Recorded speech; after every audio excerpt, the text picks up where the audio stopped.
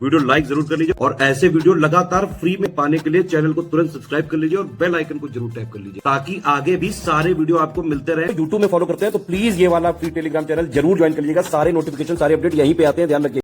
दोस्तों आज की इस वीडियो में हम लोग देखेंगे दिल्ली सल्तनत की स्थापत्य कला। दिल्ली सल्तनत में निर्मित प्रमुख स्मारक और प्रमुख स्थल काफ़ी महत्वपूर्ण है। पेपर में डायरेक्ट प्रश्न पूछा जाता है और कई बार मैचिंग के लिए भी आता है कि किसका निर्माण किस शासक ने करवाया था। तो ये वीडियो काफ़ी इंपॉर्टेंट होने वाली है सभी प्रकार के प्रतियोगी परीक्षाओं के लिए। अगर इससे पहले के वीडियोज़ आपने नहीं देखे हैं तो आप प्लेलिस्ट में जाकर देख सकते हैं। यह सीरीज़ ROARO री एग्ज़ाम को आधार मानकर चलाई जा रही है। ROARO के साथ साथ ये सभी प्रकार के प्रतियोगी परीक्षाओं में आपकी विशेष सहायता कर सकते हैं। तो चलिए अब बढ़ते हैं अपने क्लास की ओर। इससे पहले ज़रूरी सूचना यह है कि अगर आप PCS 2025 की कंप्लीट प्रिपरेशन करना चाहते हैं तो टीम के पेड कोर्सेज को ज्वाइन कर सकते हैं, जिसके लिए आप इनमें से किसी भी नंबर पर कॉल या फिर व्हाट्सएप कर जानकारी प्राप्त कर सकते हैं। ये ज्ञान सर का व्हाट्सएप नंबर है, आप यहाँ से व्हाट्सएप के माध्यम से भी जानकारी ले सकते हैं। अब बढ़ते हैं अपने क्लास की ओर। देखिए, दिल्ली सल्तनत की स्थापना किया था कुतुबुद्दीन ऐबक ने और इसने गुलाम वंश की भी स्थापना किया था। तो दिल्ली सल्तनत की स्थापत्य कला भी यहीं से शुरुआत होती है। तो सबसे पहला जो निर्माण हुआ है कुव्वतुल इस्लाम मस्जिद, ये दिल्ली में है। देखिए, जितने भी स्मारक के स्थान महत्वपूर्ण है कि ये स्थल कहाँ पर है उसके बारे में लिखा गया है और जिसका महत्वपूर्ण नहीं तो नहीं लिखा गया। कुव्वतुल इस्लाम मस्जिद ये दिल्ली में, इसे ज़रूर याद रखिएगा। कुतुबुद्दीन ऐबक ने इसका निर्माण करवाया। कुतुब मीनार ये भी दिल्ली में, इसका निर्माण भी कुतुबुद्दीन ऐबक ने शुरुआत करवाया था। देखिए, कुतुब मीनार से जुड़े 3 शासक का नाम याद रखना है। इसको प्रारंभ करवाया था कुतुबुद्दीन ऐबक ने। इल्तुतमिश ने इसे पूरा करवाया था। पूरा करवाने का मतलब है कि इसकी 4 मंजिल बनवाई थी। फिर क्या होता है कि इस पर एक बार बिजली गिरती है, इसकी 4थी मंजिल क्षतिग्रस्त हो जाती है। तो फिरोज शाह तुगलक इसकी जो 4थी मंजिल होते हैं इसका पुनरुद्धार कराता है, मतलब फिर से उसका निर्माण करवाता है और इस पर 1 मंजिल और 5वीं मंजिल का निर्माण कराते हैं। वर्तमान में इसकी ऊंचाई 73 मीटर है। अगर आप फिट में कन्वर्ट करेंगे तो 239.5 फीट या कई बार इसको 240 फीट भी दिया रहता है। 2.5 दिन का झोपड़ा ये अजमेर में है, इसे ज़रूर याद रखिएगा। 2.5 दिन के झोपड़ा के बारे में आपको याद रखना है कि एक मंदिर हुआ करता था, विद्यालय हुआ करता था, सरस्वती कंठावरण। सरस्वती कंठावरण ये एक विद्यालय था। इस विद्यालय का निर्माण करवा करके ये मतलब यहाँ पे 2.5 दिन का झोपड़ा बनवाया गया था। तो ये इंपॉर्टेंट पॉइंट है। और यहीं पर एक मेला लगता है 2.5 दिन का उर्स, ये भी आपको याद होना चाहिए। इसके बाद अगला शासक है इल्तुतमिश। इल्तुतमिश ने सुल्तानगढ़ का मकबरा बनवाया था अपने पुत्र नासिरुद्दीन महमूद की याद में। ये मकबरा का जनक कहा जाता है। भारत का पहला मकबरा यही होता है। ये मलकापुर में स्थित है। अतारकिन का दरवाज़ा ये नागौर सिंह द्वार में स्थित है। जोधपुर, यहाँ पे लिखा भी है सिंह द्वार जोधपुर नागौर। हौज ए शमसी इसने निर्मित करवाया। जामा मस्जिद और शमसी ईदगाह बदायूं में। देखिए, इल्तुतमिश ने जो जामा मस्जिद बनवाया ये बदायूं में स्थित है, इसे ज़रूर याद रखिएगा। बलबन ने लाल महल का निर्माण करवाया, जिसे केसर लाल के नाम से भी जानते हैं। एवं बलबन के मकबरे का निर्माण इसने दिल्ली में करवाया था। बलबन ने इल्तुतमिश को केसर ए सफ़ेद मतलब श्वेत महल भी बनवाया, जो इल्तुतमिश का मतलब सपना था, इसको इसने पूरा करवाया। इब्न बतूता के अनुसार बलबन ने दार उल अमन का निर्माण करवाया, जहां सुल्तानों की समाधियां स्थित है। तो दार उल अमन ये भी किसने बनवाया? बलबन ने। अलाउद्दीन खिलजी इस काफ़ी महत्वपूर्ण है। अलाई दरवाज़ा दिल्ली में है, अलाउद्दीन खिलजी ने बनवाया था। जमैयत खाना मस्जिद, 1000 सितुन, इसे 1000 खंभों का महल भी कहते हैं। हौज ए अलाई या फिर हौज ए खास, ये सब अलाउद्दीन खिलजी के द्वारा निर्मित करवाया गया था। मुबारक खिलजी इसने ऊखा मस्जिद या फिर उर्वा मस्जिद, जो कि भरतपुर राजस्थान में, इसका निर्माण करवाया था। गयासुद्दीन तुगलक इसने तुगलकाबाद दिल्ली का तीसरा शहर है, इसको बसाया था और साथ ही साथ गयासुद्दीन के मकबरा का निर्माण करवाया था। इसके बाद अगला महत्वपूर्ण जो शासक है मोहम्मद बिन तुगलक। मोहम्मद बिन तुगलक ने जहांपनाह नगर की स्थापना करवाई। इसके बाद सतपुला या फिर सतफ लाह बांध या फिर विजय मंडल इसने बनवाया। बलबन के लाल भवन का जीर्णोद्धार करवाया और आदिलाबाद का किला इसने निर्मित करवाया था। 12 खंभा महल ये भी याद रखिएगा। शेख निज़ामुद्दीन औलिया, फिर इसके बाद मुल्तान में शेख रुकनुद्दीन अब्दुल फतह, अजोधन में शेख अलाउद्दीन का मकबरा। देखिए, निज़ामुद्दीन औलिया का मकबरा इसने बनवाया, रुकनुद्दीन अब्दुल फतह का मकबरा बनवाया, अजोधन में शेख अलाउद्दीन का मकबरा इसने निर्मित करवाया। तो ये सब काफ़ी इंपॉर्टेंट हो जाते हैं।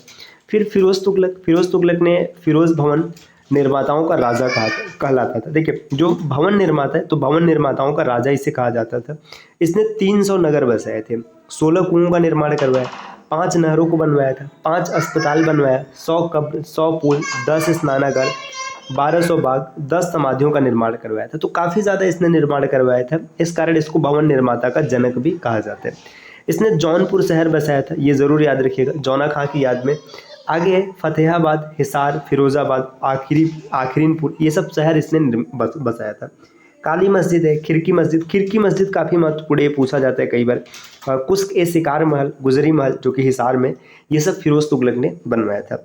आगे देखिए खानेजहाँ मकबूल, ये कला या फिर कलन मस्जिद का निर्माण शाहजहानाबाद में 1375 ईस्वी में करवाया था। खानेजहाँ जूनाशाह, खानेजहाँ तेलंगानी का मकबरा का निर्माण फिरोज तुगलक के शासनकाल में उसके वजीर खानेजहाँ तेलंगानी के पुत्र खानेजहाँ जूनाशाह ने करवाया था। यह पहला मकबरा था जो अष्टकोणी था, तो काफ़ी ज़्यादा इंपॉर्टेंट हो जाता है क्योंकि पहला अष्टकोणी मकबरा है।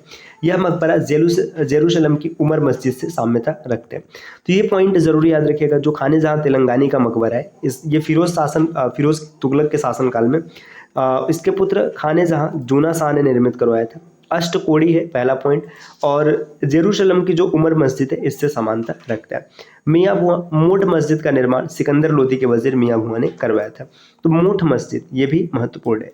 सिकंदर लोदी ने सिकंदरा का निर्माण करवाया। अकबर के समय में सिकंदरा का नाम जो है बहिस्ताबाद रखा गया था। तो जो बहिस्ताबाद शहर था ये सिकंदर लोदी ने बसाया था। आगे यहाँ पर दिया है निजाम शाही शासक ने अहमदनगर, देखिए रूमी खां की मस्जिद या फिर मक्का मस्जिद भी कहते हैं, रूमी खां का मकबरा या फिर पीला गुंबद, पीला मकबरा मतलब यही होता है। काली मस्जिद जिसे कि उल्लाहदाद मस्जिद, कोटला मस्जिद, चंगेज खां महल, दमादी मस्जिद का निर्माण निजाम शाही शासकों ने करवाया था। बाग ए रौजा अहमद निजाम शाह का मकबरा है। तो जो निजाम शाही शासक रहे इन्होंने भी काफ़ी ज़्यादा निर्माण करवाया है। रूमिखा की मस्जिद का निर्माण बुरहान निजाम शाह प्रथम के शासनकाल में हुआ था। इसके बाद आप आगे और बढ़ेंगे, देखिए इब्राहिम आदिल शाह द्वितीय के शासनकाल में क्या क्या बना है। तो आनंद महल, मेहतर महल, गगन महल, मलिका जहाँ मस्जिद और रानी ताज सुल्तान का मकबरा। इसी तरीके से आप यहाँ पर देख सकते हैं बीजापुर की नई राजधानी नौरसपुर, इब्राहिम रोजा या फिर रोजा इब्राहिम का मकबरा भी इसी समय में निर्मित कराया गया। मोहम्मद कुली कुतुब शाह, इसने चार मीनार तथा हैदराबाद नगर का निर्माण किया। देखिए चार मीनार 1591 से 92 के बीच में, और हैदराबाद नगर बसाया था कुतुब शाह ने 1592 में। चंदन महल हो गया, हीरा मस्जिद है, नदी महल है, इन सब के निर्माण कुतुब शाह ने करवाया था। तो ये स्थापत्य काफ़ी ज़्यादा इंपॉर्टेंट है, जिसमें स्थान बताया गया कि किस स्थान पर स्थित है, तो उस स्थान को याद रखिएगा। और जहाँ पर स्थान नहीं है वहाँ पर सिर्फ आपको स्मारक या फिर वो निर्माण याद रखना है किस शासक ने कराया था। इसके बाद देखिए यहाँ पर अब सिक्कों के बारे में थोड़ा सा समझ लेते हैं कि सल्तनत काल में किस प्रकार के सिक्के चलते थे। मुसलमान शासकों में सर्वप्रथम महमूद गजनबी ने भारतीय शैली के सिक्के तैयार किए। इसकी रजत मुद्राओं पर संस्कृत में कलमा लिखा दिखाई देता है, साथ ही इसमें घुड़सवार एवं नंदी अंकन है। तो सबसे पहले महमूद गजनबी ने भारतीय शैली में सिक्के बनवाए थे। जो चांदी की मुद्रा थी उसमें संस्कृत में कलमा लिखा है और साथ ही साथ घुड़सवार और नंदी का अंकन है। द्विभाषी सिक्कों की शुरुआत गजनबी शासकों ने ही की थी। मोहम्मद गोरी के सिक्कों पर हिंदू देवी लक्ष्मी की आकृति अंकित है और इसे मोहम्मद बिन साम की संज्ञा दी गई है। तो देखिए ये जरूर याद रखिएगा, मोहम्मद गोरी एक ऐसा शासक था जिसके सिक्कों पर माता लक्ष्मी की प्रतिमा बनी होती थी और उस पर मोहम्मद गोरी को मोहम्मद बिन साम की संज्ञा दी गई है। इल्तुतमिश पहला सुल्तान था जिसने अरबी सिक्के चांदी का टका होता था और तांबे का जीतल होता था, इसने चलाया था। सर्वप्रथम इल्तुतमिश के सिक्कों पर ही बगदाद के अब्बासी खलीफा अल मुस्तसिर का उल्लेख मिलता है। रजिया के सिक्कों पर उसकी उपाधि उद्मत उल निस्वा उत्कीर्ण है। बलबन ने सोने का टका चलाया था जिस पर हजरत दिल्ली उत्कीर्ण है। उसे दुगान ए गियासी नामक सिक्के भी चलाए थे। तो बलबन ने दुगान ए गियासी नाम के सिक्के भी चलाए थे। अलाउद्दीन मसूद शाह के सिक्कों पर सर्वप्रथम अंतिम अब्बासी खलीफा अल मुस्तसिम के बारे में बताया गया है। अलाउद्दीन खिलजी ने यगनी, जिसे कि इकन्नी कहते हैं, दुगनी मतलब दुअन्नी सिक्के चलाए थे। मोहम्मद बिन तुगलक के सिक्कों पर तख्तगाह ए दिल्ली एवं तख्तगाह ए दौलताबाद लिखा हुआ मिलता है। दोकानी का एवं चांदी का सवाई टका मोहम्मद बिन तुगलक ने चलाया था। इसी ने सोने का मीनार और चांदी की अदली सिक्का भी चलाया था। तो माफ कीजिएगा, सोने का दिनार और चांदी की अदली सिक्का ये किसने चलाया? मोहम्मद बिन तुगलक ने। और शमसिराज अफीफ के अनुसार फिरोज शाह तुगलक ने चांदी का ससगनी सिक्का चलाया। दोगानी, वगानी, सुल्तानी, यगानी नामक सल्तनत युगीन सिक्कों का उल्लेख शिहाबुद्दीन अल उमरी ने किया था। कश्मीर में कौड़ी और पश्चिमी तट पर शुद्ध चांदी के लारी सिक्के जो कि देश विदेश में भी मान्य थे, प्रचलित हुआ करते थे। तो ये प्रमुख सिक्के थे जो उस समय चला करते थे। अब इसके बाद यहाँ पर दिया है प्रमुख रचनाएं और उसके लेखक। तो इसके बारे में हम लोग अगली क्लास में पढ़ेंगे, क्योंकि यहाँ पर तथ्यों को पूरा पूरा आपको याद करना है। मतलब इसमें जितना ज़्यादा आप पढ़ेंगे, जितना ज़्यादा टाइम रिवाइज करेंगे, उतना याद होगा। तो 2-3 बार आप इसको देखिए ताकि आपको आसानी से पूरा याद हो जाए। और इसके बाद हम लोग अगली क्लास में स्टार्ट करेंगे कि प्रमुख पुस्तक और उसके लेखक कौन है। देखिए दोस्तों, अगर आप कंप्लीट प्रिपरेशन करना चाहते हैं किसी भी एग्जाम की, तो आप टीम के पेड कोर्सेज को ज्वाइन कर सकते हैं, जिसके लिए आप इनमें से किसी भी नंबर पर कॉल या व्हाट्सएप कर टीम के पेड कोर्स के बारे में जानकारी प्राप्त कर सकते हैं। मिलते हैं आपसे नेक्स्ट वीडियो में, तब तक के लिए नमस्कार।